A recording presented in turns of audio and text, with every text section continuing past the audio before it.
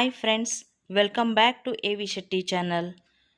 ನಾನು ಇವತ್ತಿನ ಈ ವಿಡಿಯೋ ಮೂಲಕ ಈಗಾಗಲೇ ಪ್ರತಿಯೊಂದು ಶಾಲೆಯಲ್ಲಿ ಮಕ್ಕಳಿಗೆ ಟೆಕ್ಸ್ಟ್ ಬುಕ್ಕನ್ನು ವಿತರಣೆ ಮಾಡಿದ್ದೀವಿ ಮತ್ತು ಯೂನಿಫಾರ್ಮನ್ನು ಕೂಡ ಡಿಸ್ಟ್ರಿಬ್ಯೂಟ್ ಮಾಡಿದ್ದೀವಿ.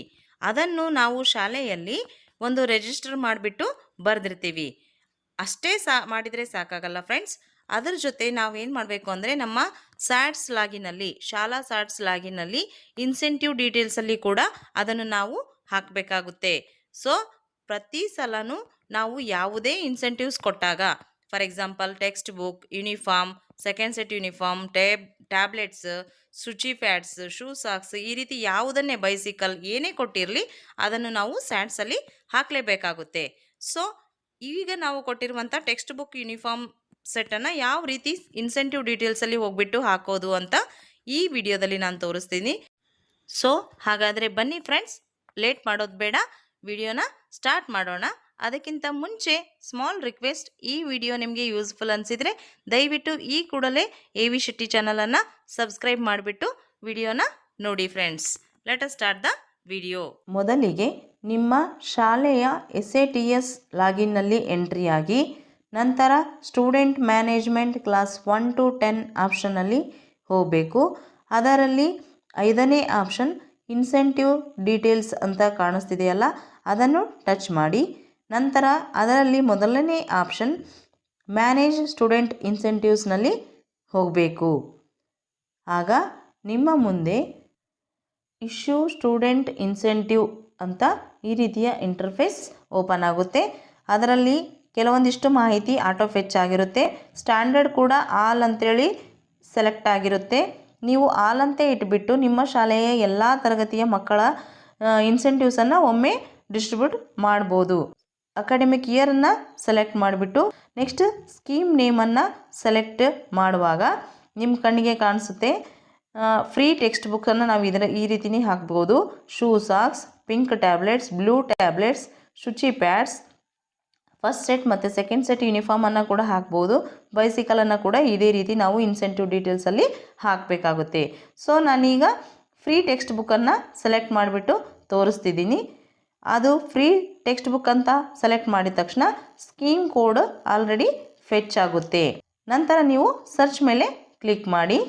ಆಗ ಲಿಸ್ಟ್ ಆಫ್ ಸ್ಟೂಡೆಂಟ್ಸ್ ಅಂತ ಈ ರೀತಿ ನಿಮ್ಮ ಶಾಲೆಯ ಎಲ್ಲ ತರಗತಿಗಳ ಎಲ್ಲ ಮಕ್ಕಳ ಹೆಸರು ಇಲ್ಲಿ ಶೋ ಆಗುತ್ತೆ. ಸೊ ಒಂದು ಸಾರಿ ನೀವು ಕೆಳಗಡೆ ಸ್ಕ್ರಾಲ್ ಮಾಡಿಬಿಟ್ಟು ಶಾಲೆಯ ಎಲ್ಲ ಮಕ್ಕಳ ಟೋಟಲ್ ದಾಖಲಾತಿ ಸರಿಯಾಗಿದೆನಾ ಅಂತ ಒಂದು ಸಾರಿ ಚೆಕ್ ಮಾಡಿಕೊಂಡು, ಸರಿಯಾದ ನಂತರ ಈ student name, father name, standard, gender ಪಕ್ಕದಲ್ಲಿ ಇಶ್ಯೂ ಆಲ್ ಅಂತಿದೆಯಲ್ಲ, ಅದನ್ನು ಚೆಕ್ ಬಾಕ್ಸನ್ನು ಕ್ಲಿಕ್ ಮಾಡಿ. ಆಗ ಎಲ್ಲ ಮಕ್ಕಳ ಮುಂದಿರುವಂತಹ ಚೆಕ್ ಬಾಕ್ಸ್ ಸೆಲೆಕ್ಟ್ ಆಗುತ್ತೆ.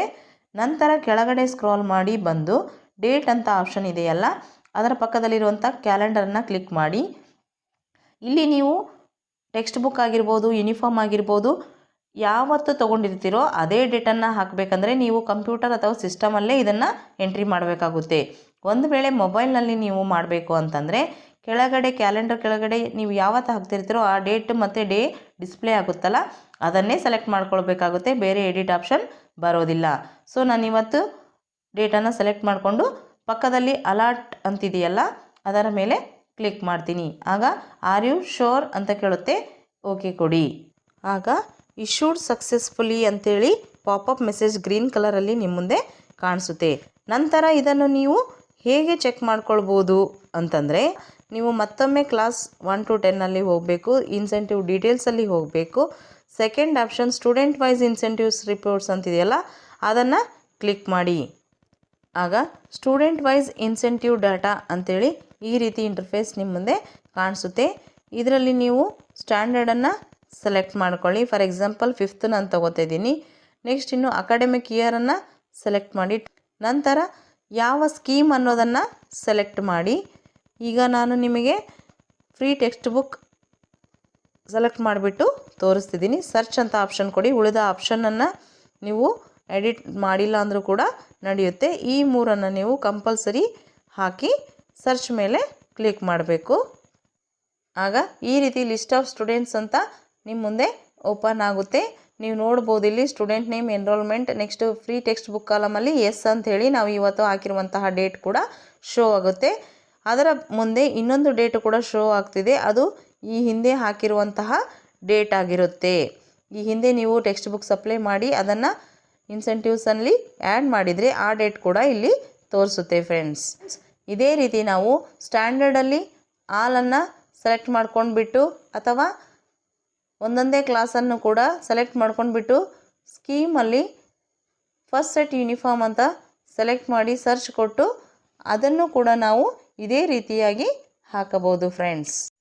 ಇದಾಗಿತ್ತು ಇವತ್ತಿನ ವಿಷಯ. ವಿಡಿಯೋ ಇಷ್ಟ ಆದರೆ ಲೈಕ್ ಮಾಡಿ, ಅದನ್ನು ಮರಿಬೇಡಿ. ಮುಂದಿನ ವಿಷಯದಲ್ಲಿ ಸಿಗೋಣ. ಅಲ್ಲಿವರೆಗೂ ಬಾಯ್ ಫ್ರೆಂಡ್ಸ್.